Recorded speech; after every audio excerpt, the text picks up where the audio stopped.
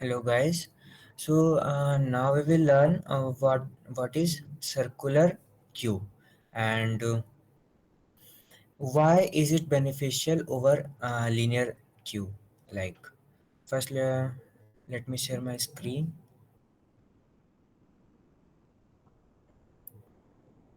So is my screen visible? Okay. First of all, what you have learned in linear queue using arrays is like it's something looks like this. And here there are two pointers. One is front and something, let's say here one is pointing rear, and some values are being filled in it.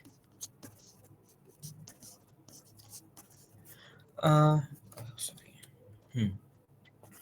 तो इसमें क्या हो रहा था कि हम N Q जब कर रहे थे तो रेयर से तो एन क्यू हो रहा था और वो आगे भी ट्रेवर्स हो रहा था, और जब डी क्यू कर रहे थे तो वो फ्रंट मेरा राइट साइड की तरफ ट्रेवर्स कर रहा था, मतलब कि फ्रंट प्लस प्लस हो रहा था, तो राइट साइड की तरफ ट्रेवर्स कर रहा था। तो अगर हम ट्रेवर्स करते करते अगर ऐसा कुछ हो रहा है कि मेरा फ्रंट मेरा यहाँ पर पहुँच गया और रेयर मेरा भी यहाँ पर है, और इसके अंदर वैल्यूज़ है कुछ 40 और एक 50 ले लेते हैं। तो इसके बाद फिर क्या होगा कि जब मेरा और दो बार हम इसको डीक्यू करेंगे तो मेरा फ्रंट पूरा मेरा एरे तो खाली हो जाएगा, और लेकिन मेरा ये स्पेस वापस से हम इसको यूज़ नहीं कर सकते हैं स्पेस को। ये जो स्पेस इधर में जितना भी ये सारा स्पेस बचा है और ये दो खाली होने के बाद वापस से जो ये दो स्पेस फ्री होगा, इसको हम वापस से क्यू में इसका एलिमेंट स्टोर करने के लिए इसको हम यूज़ नहीं कर सकते हैं। तो उसको सॉल्व करता है सर्कुलर क्यू। सर्कुलर क्यू काम कैसे करता है कि जैसे कि ये एक एरे है, इसमें अगर मेरा ये फ्रंट है ना, इधर में सेम सेम सिनेरियो यहाँ पे भी लेते हैं। ये फ्रंट है और ये वाला रियर है। तो यहाँ पर है 40 और 50। ये इधर हो गया मेरा, ये हो गया मेरा लीनियर वाला क्यू, और ये हो गया मेरा सर्कुलर क्यू इधर में, सर्कुलर क्यू। तो हाँ, तो इसमें अब आगे अगर हम और एलिमेंट अगर हम ऐड करना चाहते हैं, तो ये पहले लीनियर वाले में क्या हो रहा था, अगर हम ये और एलिमेंट इधर ऐड करना चाहते हैं तो रियर इधर वापस आगे नहीं जा सकता है, क्योंकि यहाँ पर मेरा स्टॉप लग चुका है। ये अरे क्या बोलते हैं इसमें, इंडेक्स ऑटो बाउंड हो जाएगा अगर आर को और आगे बढ़ाएंगे रियर को।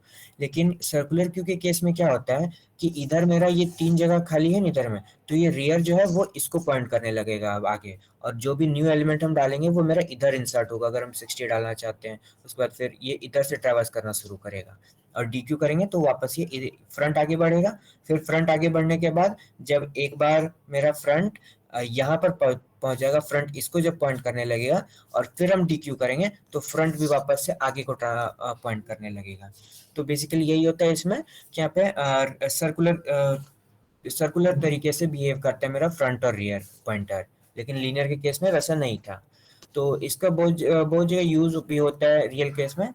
जैसे कि ओएस में, जैसे कि सेकंड ईयर्स वालों को पता होगा राउंड रॉबिन जो शेड्यूलिंग होता है, उसमें भी वही होता है ना कि प्रोसेस जो होता है वो मेरा टाइम क्वांटम के बाद एक रेडी क्यू में जाता है, तो वहाँ पर सर्कुलर क्यू यूज करना ज़्यादा बेनिफिशियल होता है, क्योंकि अगर हम एक लीनियर क्यू यूज कर लिए तो उसमें मेरा वो स्पेस एक बार फ्री हुआ उसके बाद फिर वो स्पेस वापस ऑक्यूपाई हो ही नहीं पाएगा कभी क्यू में। तो वहाँ पर ही सर्कुलर क्यू यूज होता है। और भी काफ़ी जगह यूज होता है इसका, वीडियो स्ट्रीमिंग के केस में भी जो बफर का क्यू बनता है उसमें टाइमलाइन का, वहाँ पर भी इसको यूज किया जा सकता है। काफ़ी जगह सर्कुलर क्यू यूज होता है इसमें।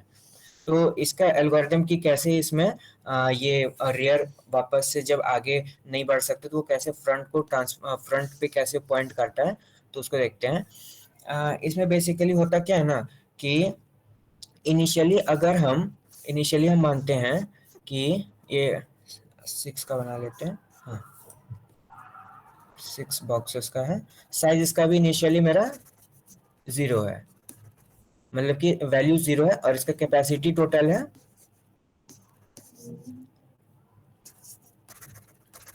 कैपेसिटी इसका भी 6 है, मतलब कि 6 वैल्यूज ये स्टोर कर सकता है। और ये अभी इनिशियली साइज इसका 0 है। और मेरा फ्रंट यहीं पे पॉइंट कर रहा है और रियर भी इसी को पॉइंट कर रहा है। हम इनिशियलाइज को 0 से कर रहे हैं। फ्रंट और फ्रंट को अभी हम 0 से इनिशियलाइज कर रहे हैं और रियर को भी हम 0 से इनिशियलाइज कर रहे हैं। ठीक है। तो जब पहला वैल्यू आएगा तो पहला वैल्यू आएगा तो उसमें रियर का वैल्यू मेरा बढ़ना चाहिए। तो अगर मेरा पहला वैल्यू मान लेते हैं 10 से लेके 60 तक ले लेते हैं हम इसमें, 10 से लेके हम 60 तक ले लेते हैं। तो जब पहले 10 आएगा तो 10 इसमें स्टोर, तो सबसे पहले मेरा लिखाएगा इसमें कि Q का जो मेरा रियर है उसके अंदर मेरा इंसर्ट कर दो जो भी वैल्यू आ रहा है, और फिर उसके बाद फिर रियर को प्लस प्लस कर देंगे। तो उससे होगा क्या, ये था मेरा एनक्यू करने का, मतलब कि इंसर्ट करने के लिए। इसमें हम लोग 10 इंसर्ट हो जाएगा और फिर ये रियर का वैल्यू आगे बढ़ जाएगा, यहाँ पर रियर चले जाएगा, यहाँ पर रियर चले जाएगा। अब उसके बाद फिर जब न्यू वैल्यू आएगा 20, तो 20 यहाँ पर स्टोर होगा और फिर से रियर का वैल्यू हो जाएगा, यहाँ पर पॉइंट करने लगेगा और फिर ये वाला हट जाएगा इधर से। उसके बाद फिर जब 30 आएगा तो 30 वापस से यहाँ स्टोर हो जाएगा और फिर ये रियर आगे को पॉइंट करने लगेगा। फिर ये इधर से हट जाएगा। उसके बाद जब 40 आएगा तो 40 यहाँ पर पॉइंट करेगा और उसके बाद रियर इसके आगे को ट्रांसफ़र हो जाएगा। उसके बाद जब अगली बार जब 50 आएगा तो 50 यहाँ पर आएगा और रियर इसको पॉइंट करने लगेगा, रियर। और उसके बाद ये वाला भी हट जाएगा इधर से। अब अगली बार जब 60 आएगा, 60, तो फिर अब रियर जब ये वाला लाइन तो चल गया, ये वाला लाइन तो चल गया, लेकिन ये रियर प्लस प्लस करेगा। तो यहाँ पर रियर प्लस प्लस ना होके इसमें क्या होता है, ये था मेरा जो नॉर्मल क्यू वाला स्ट्रक्चर होता, जो नॉर्मल क्यू मेरा कोड होता है। लेकिन अगर इसमें हम कैसे करते हैं, रियर को कर देते हैं रियर +1 और फिर उसके साथ में हम मॉड्यूलो इसके साथ में हम मॉड्यूलो का यूज़ करते हैं ताकि वो वापस से आगे चले जाए। इसका कैपेसिटी हो जाएगा यहाँ पे, जो मेरा टोटल कैपेसिटी है मेरा क्यू का। तो उससे होगा क्या कि अभी आर का वैल्यू कितना होगा इसमें, ये 0 इंडेक्स था, 1 2 3 4 और ये 5। तो ये हो जाएगा कितना, 5 + 1 6, 6 मॉड्यूलो 6, तो वो वापस से 0 को पॉइंट करने लगेगा, तो वापस रियर यहाँ पर पॉइंट करने लगेगा, इस पे रियर पॉइंट करने लगेगा, ये वाला हट जाएगा। अब अगर हम डी क्यू, तो अब हम अगर डी क्यू करना चाहते हैं तो डी क्यू अब मेरा, जैसे कि हम पहला डी क्यू चलाए तो उसके लिए मेरा ये 10 यहाँ से हट जाएगा और फिर ये फ्रंट जो है मेरा, वो फ्रंट मेरा इसको पॉइंट करेगा। और फिर अगर फ्रंट मेरा इसको पॉइंट करेगा, और अगर हम अभी एक वैल्यू और इंसर्ट कर दें इसमें 6, जैसे कि 70 इंसर्ट कर दें तो 70 मेरा यहाँ पर इंसर्ट हो जाएगा। लेकिन अगर हम ये चीज़ अगर हम अपने इस नॉर्मल वाले क्यू में करते तो फिर वो पॉसिबल नहीं था, क्योंकि यहाँ वहाँ पर सर्कुलर हम नहीं घूम पाते। तो यहाँ पर इसका फुल इसका यूज़ हो रहा है, इसका सारे स्पेस का, इसमें मेमोरी का इसमें वेस्टेज नहीं हो रहा है बेसिकली। तो ये पूरा ऑपरेशन है इसमें क्यू इंसर्ट का और इंसर्ट और डिलीट का, मतलब कि रिमूवल इंसर्ट का, एनक्यू और डीक्यू का।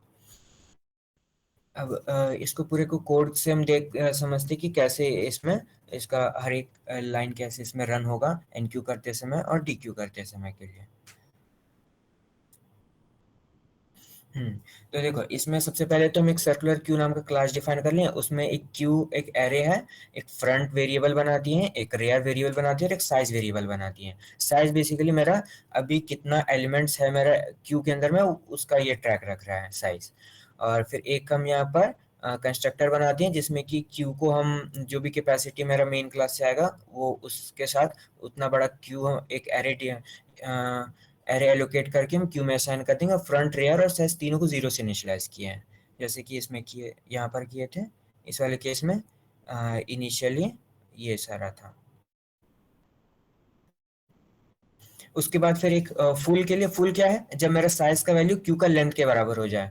तो इसमें हम यहाँ पर कैपेसिटी यूज किए थे, और इस वाले में हम यहाँ पर बेसिकली साइज को क्यू का लेंथ के बराबर इक्वालिटी चेक कर रहे हैं।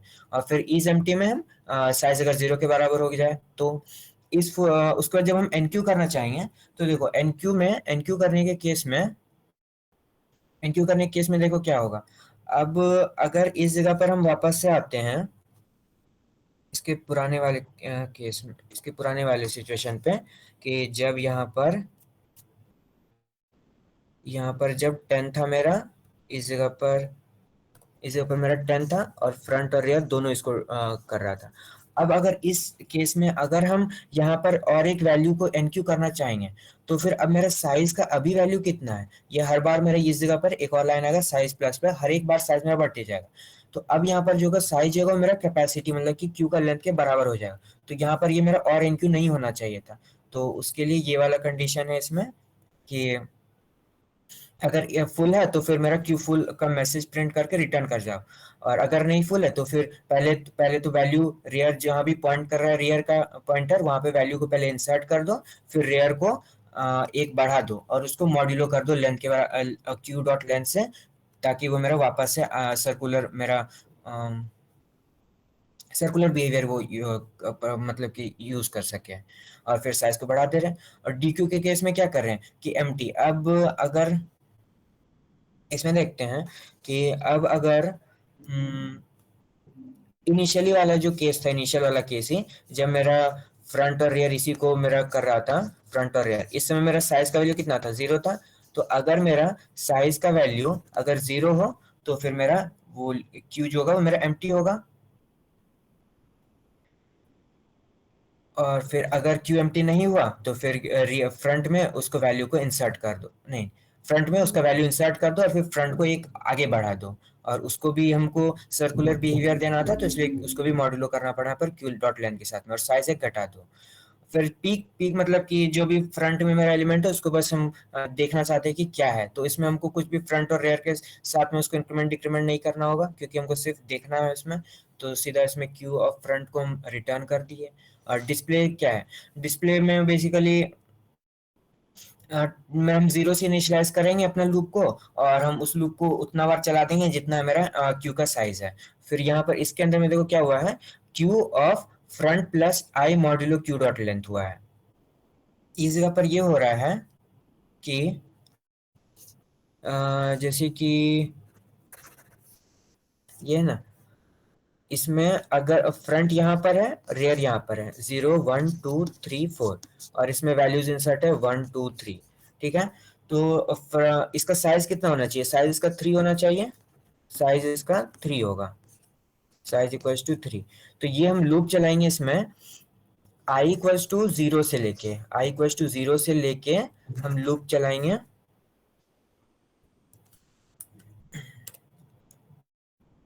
आई आई इक्वल्स टू जीरो से लेके हम आई लेस देन 3 तक लूप चलाएंगे, वहाँ 3 नहीं मतलब कि साइज तक लूप चलाएंगे, और आई प्लस प्लस करेंगे हर बार। और उसके अंदर में क्या होगा कि फ्रंट प्लस आई, फ्रंट अभी किसको पॉइंट कर रहा है, जीरो को, तो जीरो प्लस जीरो मतलब कि जीरो मॉड्यूलो जो भी इसका मेरा क्यू का लेंथ है, लेंथ कितना है 5 है, तो वो जीरो को वापस पॉइंट करेगा। फिर फ्रंट प्लस वन, फ्रंट अभी जीरो है, प्लस प्लस वन मतलब कि आई का वैल्यू वन हो जाएगा अगले अगले लूप में। फ्रंट मतलब कि 0 + 1 मॉड्यूलो 5, तो वो वापस से 1 हो जाएगा। और फिर जब आगे आएगा 2, मतलब कि आई का वैल्यू 2 हो जाएगा, तो 2 + 0 मॉड्यूलो 5, तो वो 2 हो जाएगा। फिर अगली बार हो जाएगा आई इक्वल्स टू 3, तो वहाँ पर लूप मेरा ब्रेक हो जाएगा। तो बेसिकली वही यहाँ पर हो रहा है। और एक ही गेट साइज है कि मेरा अभी क्यू का कितना साइज है। इस वाले को इम्प्लीमेंट इधर कर दिए हैं। सबसे पहले एक क्लास बना, उसका ऑब्जेक्ट डिफाइन कर, ऑब्जेक्ट बना लिए हैं सी क्यू नाम का। फिर उसमें एन क्यू किए हैं 10 20 30 40 50। और उसके बाद इसमें हम पहले पीक किए हैं, फिर डी क्यू, फिर पीक, उसके बाद एक गेट साइज किए हैं, फिर से हम एक एन क्यू किए हैं उसमें, और लास्ट में एक डिस्प्ले किए हैं। तो इसका आउटपुट कोई बताएगा, मैं चैट बॉक्स में लिख सकता है।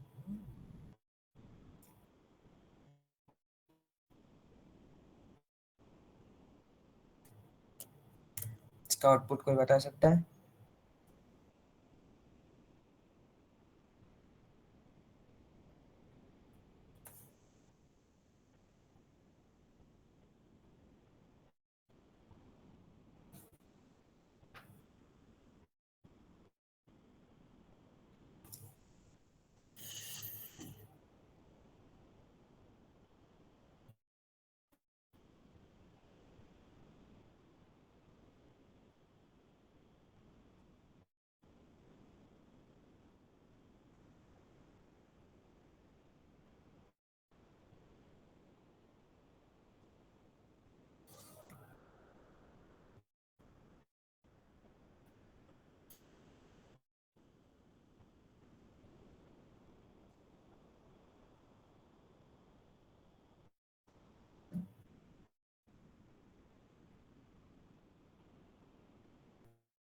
सही है।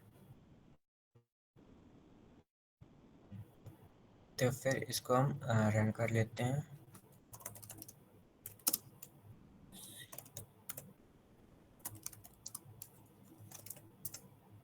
तो हो गया यहाँ पर। पहले इसमें पीक हो गया। पीक सिर्फ हम पहले तो यहाँ पर 5 वैल्यूज़ इंसर्ट हो जाएगा। मेरा कैपेसिटी इसका 5 ही था। पीक में पहले सिर्फ 10 मेरा दिखेगा ऊपर का ये, लेकिन पॉप डी क्यू नहीं होगा। फिर डी क्यू करेंगे तो फिर वो वैल्यू मेरा एरे से भी क्यू से भी बाहर आ जाएगा। फिर जब हम वापस से पीक करेंगे तो मेरा 20 उस समय आ रहा होगा सबसे आगे फ्रंट में। और फिर उस समय साइज़ कितना होगा, ये उसमें ये 20 30 40 50 ये 4 एलिमेंट रहेगा, तो साइज़ का वैल्यू 4 रहेगा।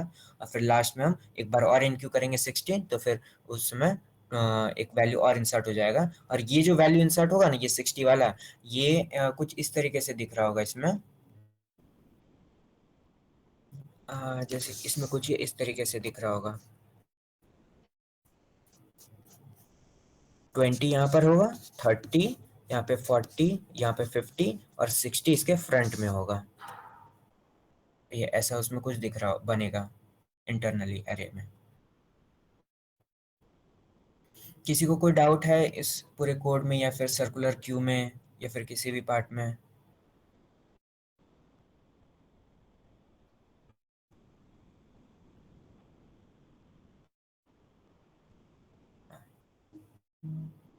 Okay, so thank you from my side.